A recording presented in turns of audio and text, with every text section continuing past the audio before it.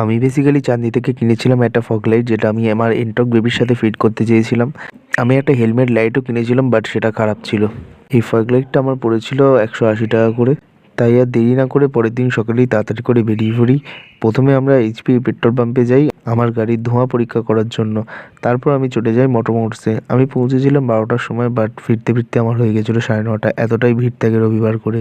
5:30টার সময় কাকু ফিটিং করতে বসে, ফিটিং সব হয়ে যায় এবং আমি বাড়ি চলে আসি। বাট আমি তারপর খেয়াল করি যে এটা ভুলভাল লাগিয়েছে, তাই পরের দিন আবার চলে যাই। ওখানে একটা দাদা এটাকে খুলে আবার নতুন করে লাগিয়ে দেয়, আর সে একদম ঠিকঠাক লাগিয়েছিল। পরের দিন আমি এসে এটাকে ভালো করে পরীক্ষা করি আর দেখি একদম স্পটি লুক লাগছে, যেন মনে হচ্ছে এনটর্কের দুটো চোখ জ্বলছে। পরের দিন আবার আমার জ্বর চলে আসে, তাই ওই জ্বর গাই আমি আবার ভিডিও করতে শুরু করে দিই। পুরো ভিডিওটা পেতে আমার কমেন্টে আর ডিসক্রিপশন বক্সে আর ভিডিওতে আমি লিঙ্কটা দিয়ে দেবো। তোমরা প্লিজ দেখো, লাইক শেয়ার সাবস্ক্রাইব করে দিও। বাই।